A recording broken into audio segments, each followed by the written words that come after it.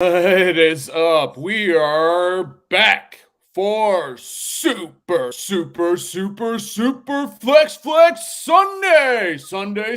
Sunday with my boy Don from Average Joe Sports. We are mocking today. We're getting it in. We're getting it in early because if you don't, you got to stay ready to be ready. What's up, Don? How we doing? What's happening, bro? Glad to be here. I know I've done one of these in the past with you, but I think it's warranted. Like you said, preparation is key. We're about a few months away, but can never start too early, baby. I'm ready. We got a draft room. Pretty much all 12 people, all slots are locked in. I'm ready, baby. Let's get it. Let's get this popping. All right. So it looks like I'm going to be drafting out of the 6th slot, and you'll be in the 2nd. What's up, Stevie? Stevie's got a great YouTube channel. If you haven't already, smash our like and our subscribe, and then go follow him too as well. He'll be going live at 7 p.m. He goes live every day. He knows fantasy is life. Jared in the house, and I think that's my cue. 30 seconds on the clock. Y'all be ready. Get ready. Here we go. Let's get it. All right. Pretty standard. Okay. I like it. I myself prefer Jalen Hurts over the typical number 2. I think at least what I think is the universal number 2, Josh Allen after Mahomes. I like Hurts. But what if, so in a perfect world, if DeAndre Hopkins goes to the Bills, is Josh Allen the 102 in redraft? Yeah, obviously you definitely you can make more of a case, right? Obviously, Josh Allen, what he can do with his legs, and that is the argument. Who is going to step up as their number 2 outside of Stephon Diggs, right? So I'm on the clock. Lamar Jackson, I like that pick. It was on my radar. Some of these picks, I would like in Dynasty more in Superflex, but I'm going to reach probably here maybe to some people, but not me.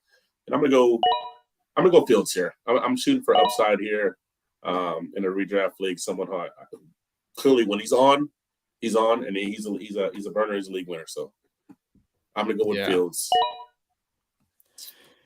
Yeah, it also depends. Like if you're out there playing in a 6-point passing or 4-point passing, like that pick kind of depends. Because if it's 4-point passing, then you're going with Justin Fields. If it's 6-point passing, then probably, Joe Burrow. Yeah. You're looking at Joe Burrow's guys. Maybe Trevor Lawrence's and Justin Herbert's. They have more sex appeal, right? And even, honestly, Justin Fields when he's on, it's still like more of a let's make a decision here if it's a 6-point league. But yeah, definitely if it's a 4-point league, no questions asked for me. Lamar Jackson's and Justin Fields of the world, they're definitely going to be going, where they are 5-6. So I'm predicting Lady Shot Caller's picks right now. I think she will go Travis Kelce and Austin Eckler. Oh, curveball. Okay. Yeah, that's probably the biggest surprise for me. You got the Eckler part right for sure. Yeah, that was a bit of a surprise for me.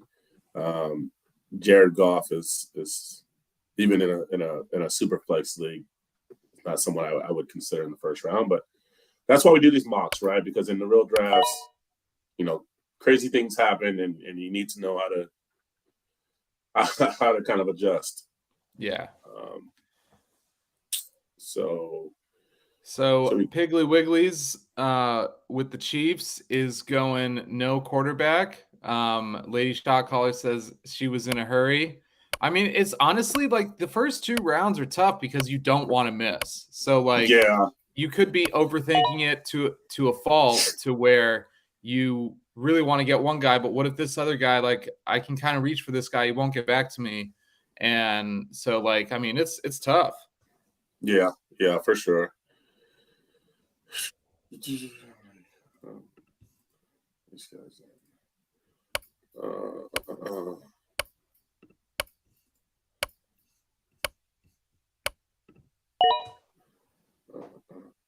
All right, so we got 2 teams going no QBs in the first 2 rounds. throw it in the comments if you're on here, what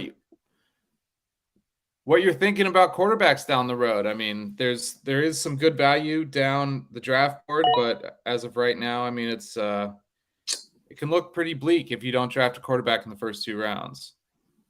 Yeah. It's always it makes you feel definitely safe, warm when you get your 2 quarterbacks in the first 2 rounds, and especially if you're not reaching, right? Yeah. Flojo in the house. JT. I'm gonna go JT, and hopefully it pans out there. Obviously, there's some significant concerns where he was Iron Man before last year. People have spoken back to his high school days where he hasn't missed a game, practice, and all those things. And obviously, he missed a lot of time last year. And then what will be the effect of Anthony Richardson? More importantly, around the goal line, is he going to be sniping a lot of touchdowns?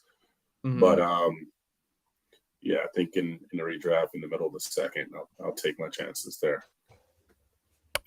It was hard. Garrett Wilson, Jared reaching for Garrett Wilson for a little bit, and then Anthony Richardson as well going in the second.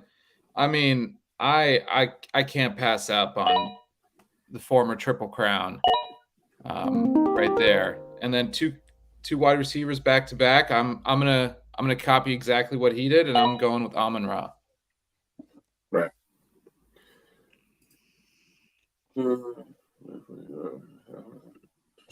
What's up, Albert? Triple OG. What's good?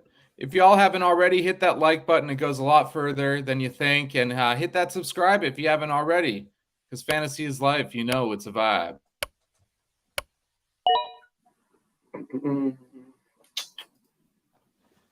So I personally think, especially not in SuperFlex and just PPR redraft, that Nick Chubb could be finish as a top 3 running back this year, and you're drafting him in the second round, like early second.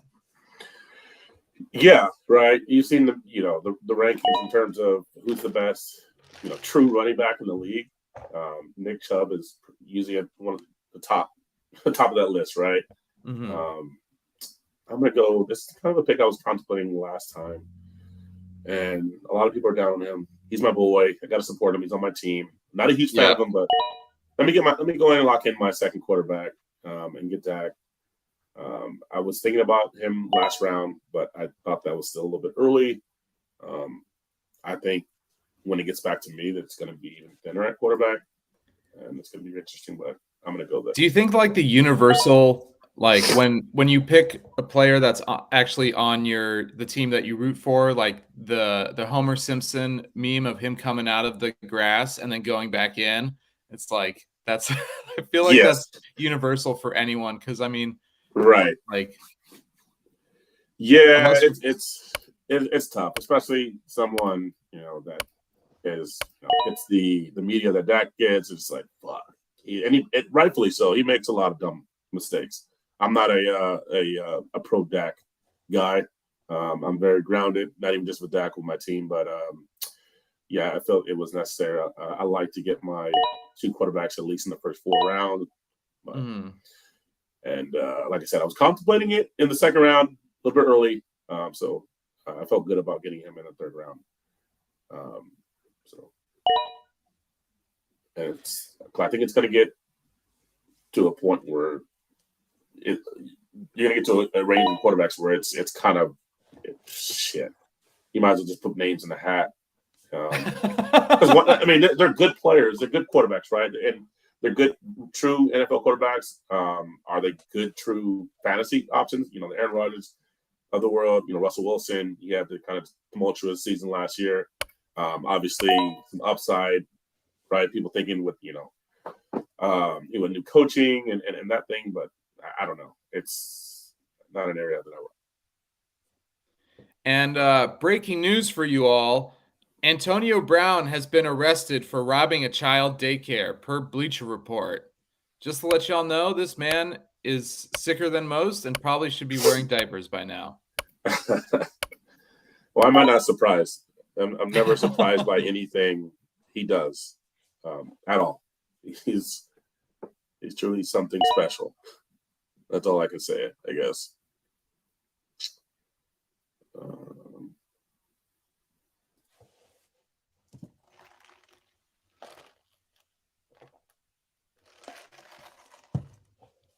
Ever since he got hit in that one game like 5 years ago, he's never been the same, Right. mentally at least. All right, so little New York Jets stack with Aaron Rodgers and Breece Hall. Shout out Joseph, happy birthday, brother, man! Happy birthday, dog. And he went with the quarterback, running back, and I'm pretty sure I think it's either Flojo or Baldy that really likes stacking the running back and the quarterback. Yeah, Baldy does. I mean, maybe from my short body of work with Baldy, he definitely likes the quarterback running back stack, especially in a. I'm gonna make my pick here. I'm gonna go Jacobs here. Jimmy G. He is what he is. I'm hoping that Josh Jacobs can stay healthy. For one more season. What is he in a contract here? Mm-hmm. Provided he signs the franchise tag. Hopefully franchise year, he can stay healthy. He can go off for one more year. Lady Shockcaller was aiming for Justin Herbert, but the 12 slot doesn't get you far in SuperFlex. Yeah, I mean, if you're going, if you want to go quarterback in the second round in the 12 slot, you got to reach a little bit for sure. Yeah. Gibbs is my boy. Gibbs is my boy. He's my. I mean, he's not. It's nothing special because he's obviously a top rookie draft pick. But I've been speaking, praising his name for a little bit, and every time I see him drafted, I get, even if it's not me, I'm like, I just smile. I'm like, okay, great pick. It's pretty pathetic. It's to a point where even regardless of what range he's being drafted, I love the kid. I think he's going to be something special in Detroit. I believe in how they're going to be using him out wide, running the ball behind all those things. I just believe in the kid a lot. Yeah. Let's see. So I guess it is Baldy that likes the QBRB stack.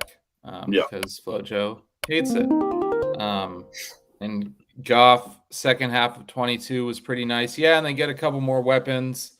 I think David Montgomery is more talented than Jamal Williams, so that could prove to work out as well. So this is a point where I reach a little bit and get my RB1 because I'm super high on him. And if you got to draft guys that you're high on, even if you have to reach. So that for me is J.K. Dobbins. Okay. Yeah, I mean J.K. Dobbins, right? Another year removed from the injury. Obviously, he showed some signs that he was getting confidence back, his health back, all that good stuff. So I'm definitely in on J.K. Dobbins. So if there was someone to reach for, I definitely think he's within that range. And I don't know if you heard me scream right before my pick because I was going to reach a tiny bit for Najee there. Yeah. Because I wanted to secure my running back room. But it worked out because I secured – this is a 3 wide receiver mock as well. So, you got to – I mean, I'm feeling pretty comfortable with Cooper Kupp, Amon-Ra, and Devontae with the stack of Hurts.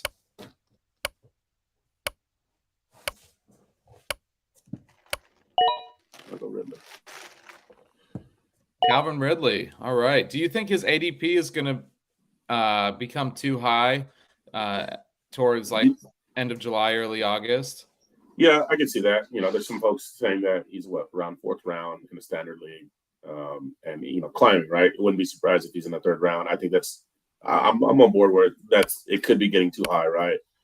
So hopefully it fluctuates, and hopefully when I draft, he's at a sweet spot, not in the 3rd round, maybe late 4th round, early 5th, somewhere in that ballpark. But I am a believer in Calvin Ridley. I think he's a true alpha. He's going to be a true alpha in that receiving core. A huge believer in Trevor Lawrence. Huge believer in Doug Peterson and what he's able to do for his quarterbacks and that offense.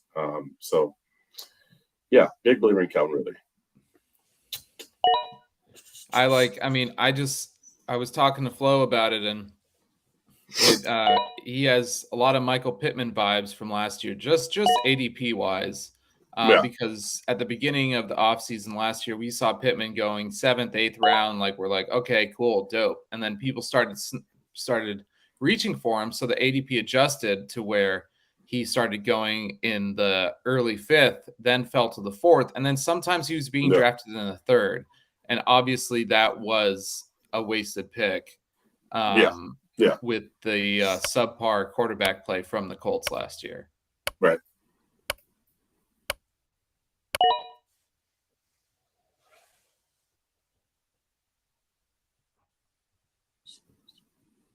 Well, Flo, is Kyle Pitts actually going to do it this year? So much that you were able to pick him over George Kittle, over your boy?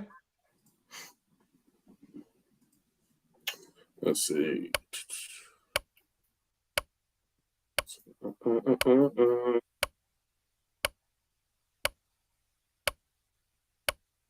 Come on. Come on. Let's see here. Well, let me get to this. Derek Carr off the board.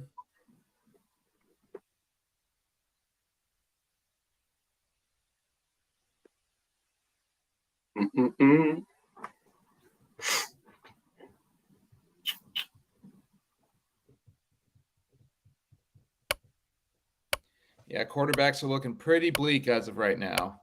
Yeah, it gets that way pretty quick. Kyler, what is his value in the draft? Well, we got birthday boy auto picking and sniping the guy I was going to get next. That's dope. Yeah. Just what I like. I love it so much. Can't you tell? Yeah, right.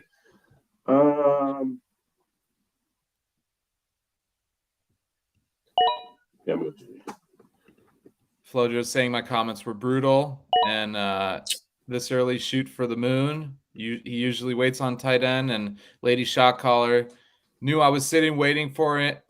Go DJ, that's my DJ. Go DJ. Your boy or what? Yeah. Yeah. DJ Moore, man, he's one of those players. He's been passed around in one of the dynasty leagues. I mean, he's been passed around a lot. I think he's been traded like 3 or 4 times in the last 2.5 weeks. Who, Akers? No, DJ Moore. He's been traded a lot. A lot of people in on him. Some people aren't. It's obviously you look at his transition from the quarterbacks he's had in Carolina, and you look at Justin Fields and say, hey, he's better, right? Some people that believe that. I believe that, but they also don't pass the ball a lot. What does Justin Fields look like in terms of the next step as a passer? That they're going to get the volume or does he require the volume? Does he only needs X amount of targets, whatever the case may be? But yeah, DJ Moore he's a strange one. Wow. Okay, so let's see. I'm going to scroll over a little bit. Christian Watson in the 7th. What do we think about that?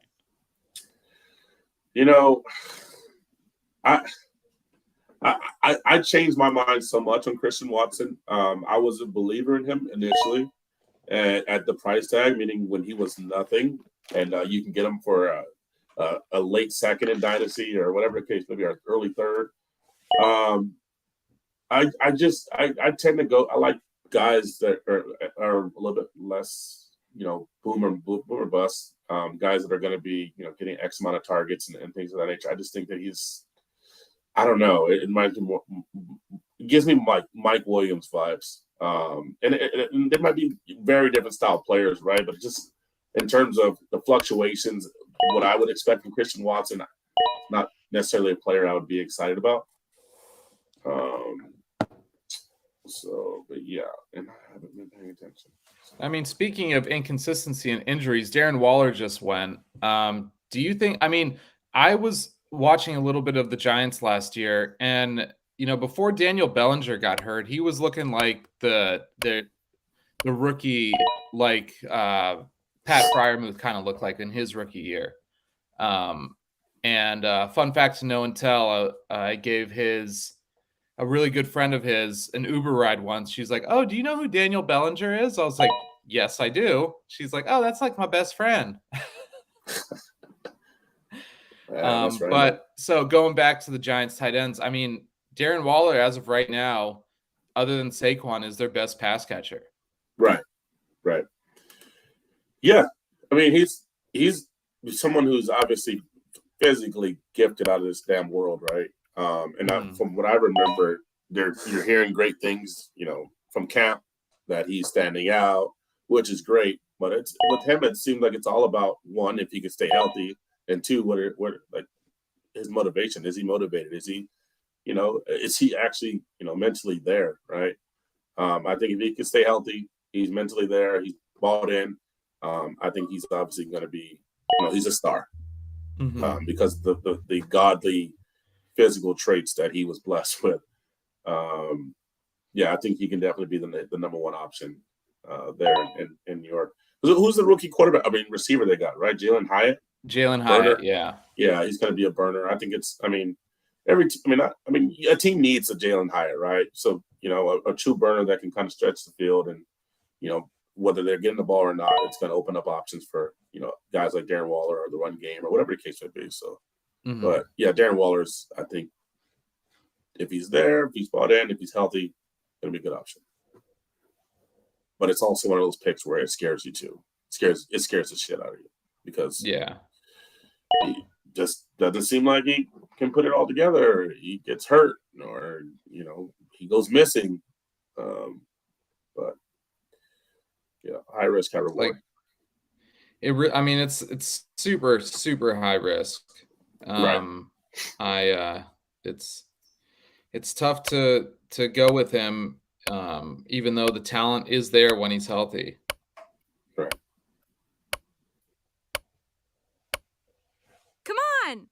Come on. Chris Godwin. Okay, so he's banking on Tom Brady coming back. I respect it. Right. Yeah, Chris Godwin's one of those names, one of those players where I love those style of players, right? We talked about how I try to stay away from guys like Mike Williams, Christian Watson. Chris Godwin is a player that you can bank on, provided you have decent, adequate quarterback play. And while I try to make a pick here, I'm gonna go because I'm high on this guy. Yeah, I'm gonna go with this guy. Nice. I like players like Chris Godwin over Mike Williams and Christian Watson of the world. Guys where they're gonna go out there and then get their benchmark. They're gonna get their 12 at least. Other players might go out there and get a random 30 spot, but Chris Godwin, provided he gets decent play, he's gonna go out there. He's gonna get his every single game. He's gonna get his looks. He's gonna get a ton of targets. Yeah, he's got Baker Mayfield or Kyle Trask or whomever's gonna be playing quarterback, but he's gonna get a ton of targets still, right? He's still gonna get X amount of targets. Maybe he's gonna get more receptions because they're not throwing the ball as much down the field to a Mike Evans or whomever else that they bring in. But Chris Godwin, I'm not shying away from like most people are because of the quarterback play. They're still NFL quarterbacks. Chris Godwin doesn't need to be targeted down the field. They can target him in the short and intermediate area very, very easily. He can eat up targets. Yeah, I agree. Flojo's squad, he said it's a little suspect. Dalvin lands in a nice spot, and Mix don't get more than 4. Feels pretty good. I don't think he gets suspended at all this year. I think it's another Alvin Kamara situation. I feel like something would have happened already. But like this is a little tough for me here. I can either reach and get a quarterback or get another wide receiver. And let's see. I'm gonna go with Mr. Consistent here, Tyler Lockett. There you go.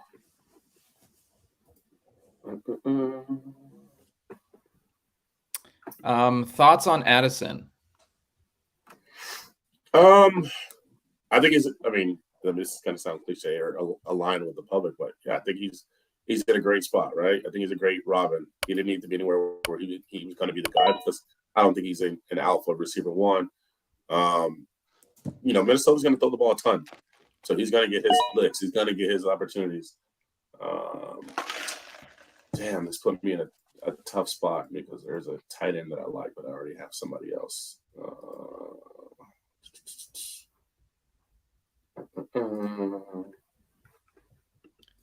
Joseph's in the house on YouTube, loves telling me what to do, and it's great. It's wonderful. Let's go here and see what happens for an encore. What do y'all think about the Lance pick as my third QB from Stevie from Dynasty Life? I mean, it all depends on if he starts. Dynasty Life, where are we at? He's the third pick. Oh. The third pick, and you pick Lance? Yeah, he's the third pick, and his third QB is Trey Lance. Oh, okay. I mean, obviously you're banking on the upside there, right? It's crazy because we have these discussions a lot with FloJo and other people, because I'm on the other end. I'm a big Purdy guy. I think Purdy should damn well be the starter. No questions asked, provided that he is healthy enough to be the starter. But on the flip side, they did trade the farm to get Trey Lance. He appears to be healthy. He appears to be making strides in camp. Every day we're seeing, these throws, and, he appears to be, light years ahead of what he was last time. So I get the thinking there. Let's see his lineup that he got. He's got Diggs. He's got two running backs there. Who would have? I mean, Montgomery. Oh shit! Going back. I mean, Montgomery's not. I mean, some people are very high on him. I'm not. Kamara, there's risk there. Jordan Love, risk there. Tyler Lockett. So in that range, I mean, it's not bad. It's not bad to take a shot on Trey Lance and hope that he is a starter, and then he takes off and pays dividends to the 1-3 he was, and everything that they traded to get up for him. So the surrounding picks around, Njoku, Lockett, Love, Kamara, the risk that he might have, Montgomery, I think it's not a bad pick to shoot your shot in that range. So FloJo's definitely going for his guys in this. He just grabbed Elijah Moore as well. He loves that stack of Deshaun Watson and Elijah Moore, which, I mean, in training camp, it looks nice right now. But we all know training camp vibes don't always go into the NFL. But I mean, it's like the whole Trey Lance, Brandon Ayuk. Granted, Trey Lance got injured early last year.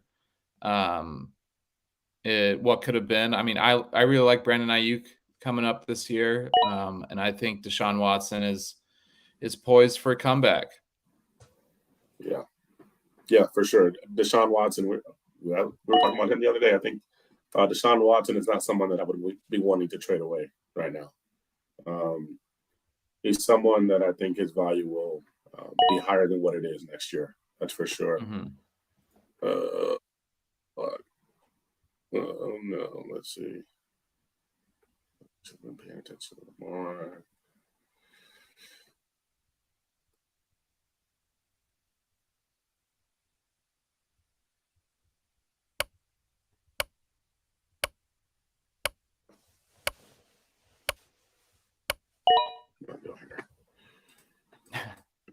Yeah, Joseph, tell me who to pick with this next pick, please.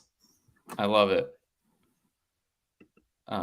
Stevie's guys, Elijah Moore, can't sleep. He was solid that rookie season. Yeah, granted, he didn't have much of a quarterback. Stevie likes to break out for more. Already know D-Life.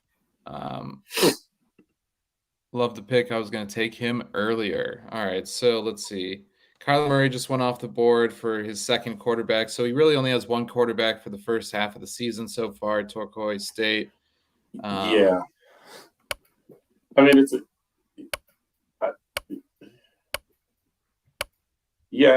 interesting team. And having talked to him, I know that he loves him some A Rich, and it appears that A Rich is going to be starting week 1, day 1. So yeah, that's neat. That's I can be okay with that. But like you said, Kyler Murray, does not appear to be like he's going to be aligned with week 1 or week 2. Looks like it's going to be probably mid-season. So we'll see what happens with that. But I mean, there's still some starters. I'm thinking as he come around in the 11th round, he's going to grab his QB2 until Kyler Murray comes back. Yeah, and Joseph's advice for who to pick is a good QB2. Man, you might as well be on ESPN. Oh, that's right. You still haven't. Yeah, okay. Let's see who we got. Let's see. We got a couple options. So I am picking Mac Jones because he is being slept on. I feel like he will be the Daniel Jones this year of last. He actually has an OC, and Joe Judge, not Joe Judge. The coach? No, well, he actually has an OC now. Mm-hmm. Yeah. And so yeah, I mean, he actually has an OC now, and his OC, Bill O'Brien. I don't know why I blanked on that. Yeah, Bill O'Brien from Alabama.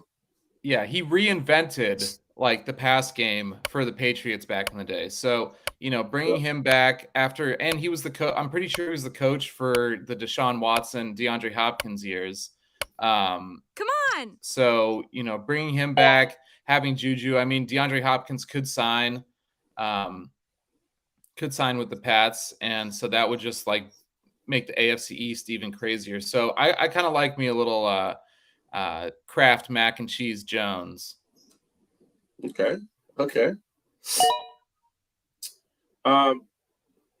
It's funny that you mentioned that because I think the player I'm going to pick now, I think is going to thrive in that offense. Again, they're going to tailor the offense to Mac Jones' skill set. It's going to be a lot of shortening and intermediate passing, and this player will be good in that. So I will pick him to play much, the role he played in Kansas City, right? Slot role, and just eating up passes, eating up a lot of targets. I think he'll definitely get more targets than he did last year in New England. So, I mean, Juju. It's my fourth receiver. That's kind of exactly. It's definitely a value, him being your fourth receiver in a revamped offense that really doesn't have anyone but Ramondre and Juju as of right now. Right.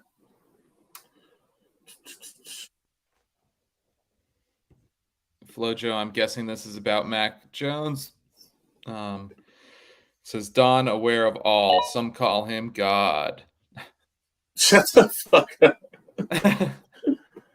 Oh, man. BBB.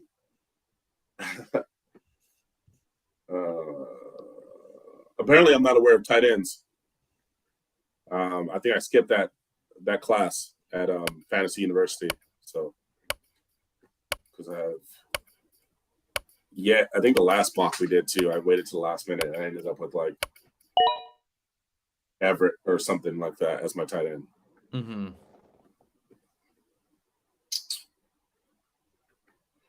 All right. There's definitely some upside tight ends still on the board here. For sure.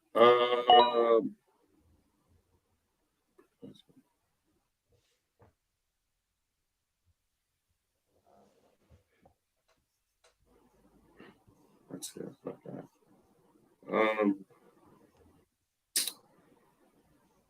Okay, that's all.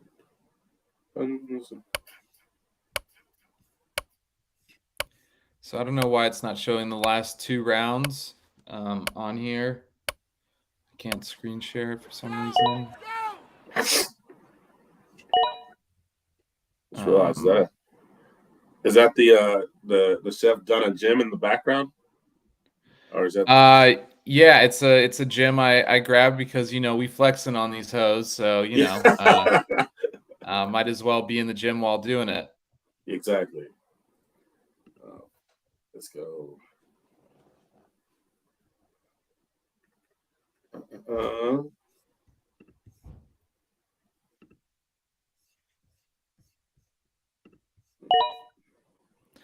The man that does a mock draft every night. Help me out.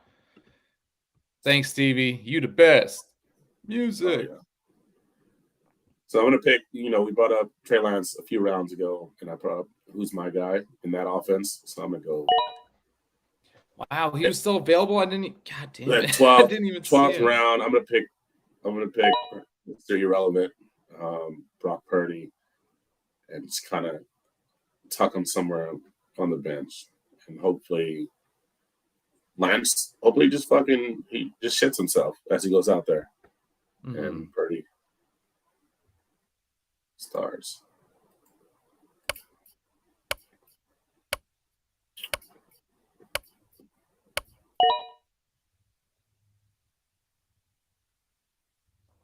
I feel like with Darren Waller, George Kittle, any of these like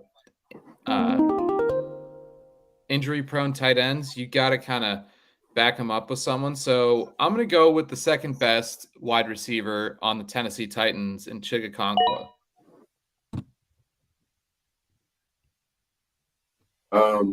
Yeah, Chig is dope. I remember he fucked me on a prop. I had his under, and it was like under. I don't know why. Something I was reading up on, and I had his under for receptions and yards. And of course, it was that game where he took off. It was some random dude was starting up as quarterback. I forgot who it was, but yeah, he had like 5 catches for like 100 yards, and I was like, what the fuck, really? Seems like that's just the way it goes when you bet on players. You bet the over, they go out there and they twist it. If it's the NBA, they go out there and twist their ankle. Yeah. Get hurt. Let's see. Hyatt, okay. I mean, I'm not too high on him, but I see what you did there.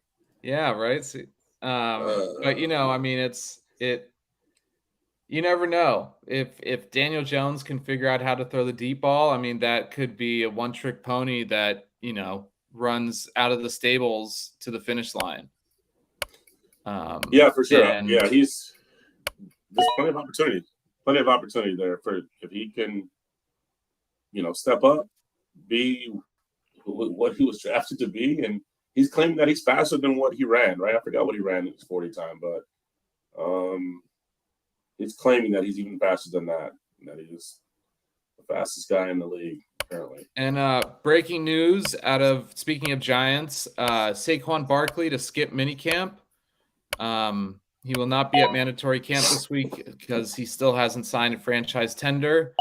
And this is his statement, as I previously stated, I'm not looking to set any contract records. I'm not demanding to be the highest paid player at my position. I understand the market. My goal is just to be compensated respectfully based on my contributions to the team on the field and in the locker room. I've been in talks with the Giants throughout the offseason. If at some point there's a deal that is fair to both sides on the table, I'll be ready to sign. Here we go. Here we go. It's I mean, obviously it is what it is. It's just what the market is for these particular positions. But man, it fucking sucks. When you have a guy like Saquon, who's just a phenomenal athlete, phenomenal, like true football player, phenomenal fantasy player, all that good stuff, right? Yeah, he got hurt, and you have to bounce back, but it's shitty when it's a business, right? But it's just shitty. You just wish the guy could just get paid. Yeah, because you got Miles Sanders of the world getting paid. You got not what he's expecting to get paid, but it's just shitty. Yeah, you got freaking Daniel Jones getting 4 years, 160, whatever it was. Yeah. I mean, obviously to play a different position, right? Quarterbacks their salary is what it is, and running back is what it is. But it just damn. shitty. Kind of makes stink. Like if you have, kind of makes stink if my son is playing Pop Warner football, and he's having interest in football, and he's kind of talented. He's playing running back. I'm be like, hey kid, you ever think about throwing the ball? I don't know. This ain't gonna work. Yeah, I don't know. I don't think that you should probably start running, or if you can like bulk up a little bit and maybe play middle linebacker. Yeah, something else, because you're just getting the living shit. I mean, shit, might as well be a kicker at this point. Yeah. All right. Well, I went field so early, so I guess I'll get a tight end if I must. If I must. Are you worried about Cole Kmet with Bob Tunyon there? No. I think he's the talent.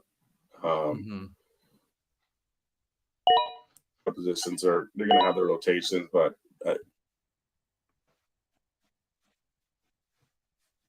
receiving options. So yeah, not too worried. At least not at draft him in the 14th round.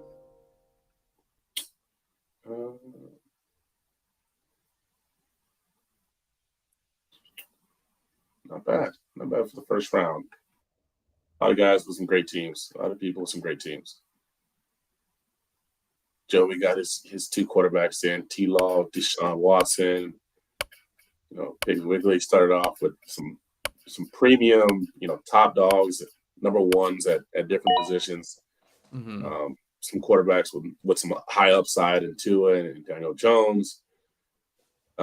Next person got Herbie, Bijan, Waddle, Keenan Allen, provided he stays healthy. Everybody knows he's a PPR monster. ETN. I mean, yeah, just continue. Chase, Barkley, Hall, Rogers, London. Yeah, a lot of folks with some great teams. This is a good first week. Yeah, I think so too. And it's all about drafting and mocking as much as you can, especially if you're not privy to SuperFlex, because SuperFlex, along with Dynasty, is the new hotness. It's kind of overshadowing regular PPR. I mean, we all know Standard is definitely in a retirement home somewhere eating glizzies. Yeah. And then so let's see. So we had a good amount of people. We had, let's see, one team go without a quarterback in the first 3 rounds. That was the birthday boy Joseph, and then he scooped Aaron Rodgers in the 4th. And I mean, it's kind of telling when if you don't draft a quarterback in the first 4 rounds, like you're kind of screwed. Right. And I personally think you have to get one at least in the first 4, if not in the first 3 rounds. First 3 for me would be probably ideal, especially with all the question marks so far right now. Yeah. But I mean, I agree that I think there's a lot of solid teams that are evenly matched. Who other than yours? Who's your favorite team? Oh, you bad. You put me on the spot. I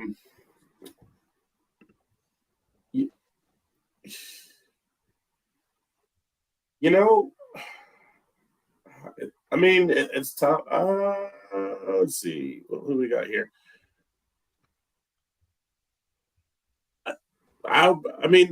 This team here, I don't know who's before. Let's go with Piggly Wiggly.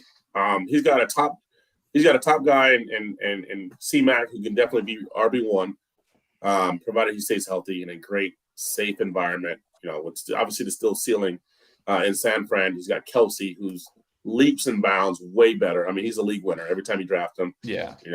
And then he's got 2 quarterbacks. Yeah, he waited on quarterbacks, but he's got 2 quarterbacks that are high upside guys.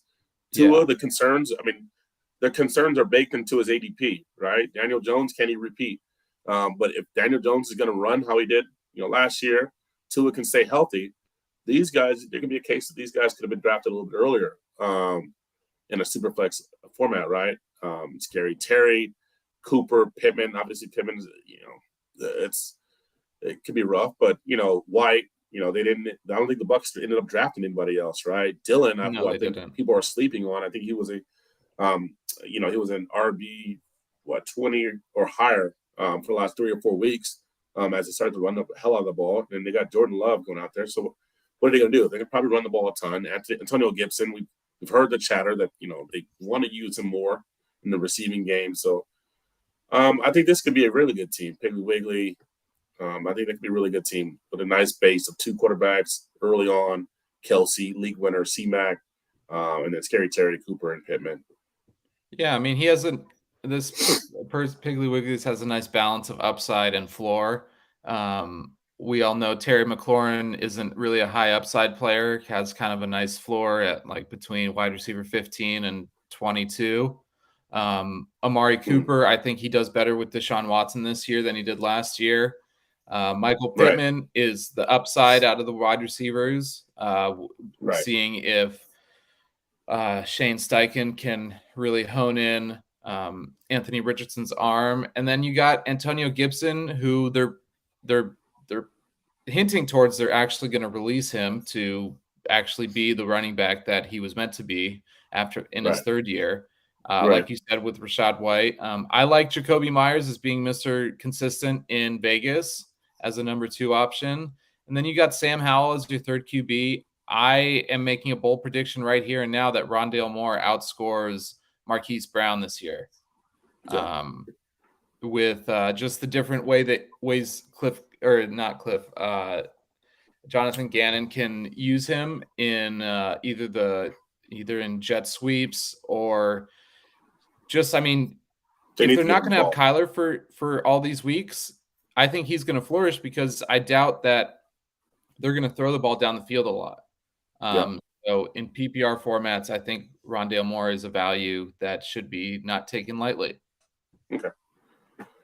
Yeah, for sure, man. Well, like I said, it was a good first week. I think, like I said, everybody's got some great teams. It's always good to see, people use different strategies and how they react to certain things. Probably the most interesting strategy I thought was, the waiting on quarterback and in Torquay State in the 4th position, Anthony Richardson going 2nd round, and Kyler Murray, and obviously we knew he had to grab another quarterback, which he did in Baker, and then obviously grabbing Colt McCoy, who's positioned to be the starter in the interim period. So, I'm excited for next weeks already to kind of try different strategies each time. This is exciting. Week 1 check, week 1 done. This is exciting stuff. Yeah, man. Sure. Well, y'all come back next week for SuperFlex SunDaze. We'll be going hard every Sunday. We'll be flexing on these hoes every Sunday. Hose is gender neutral now, so it could be a guy or a girl. We're out here to take all the monies.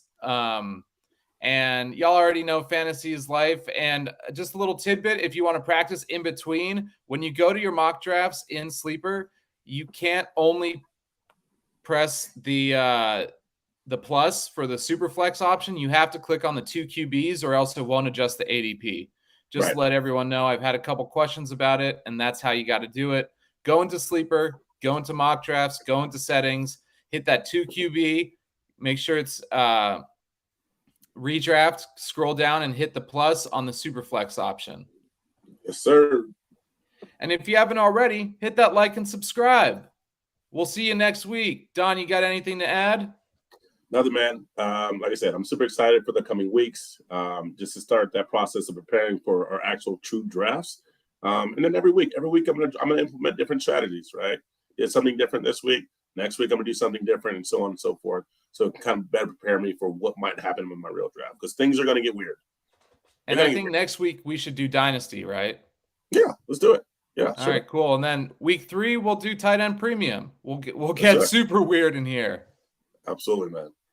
All right, y'all know what it is. Fantasy is life. You know it's a vibe. We'll see you next week. And tune into Safe Space tomorrow at 5:30 p.m. for another mock draft, regular PPR. And then Wednesday for Fantasy Shot Callers Live. And we're going to be having more shows come on the network as we start. So peace and love, y'all, and have a good week.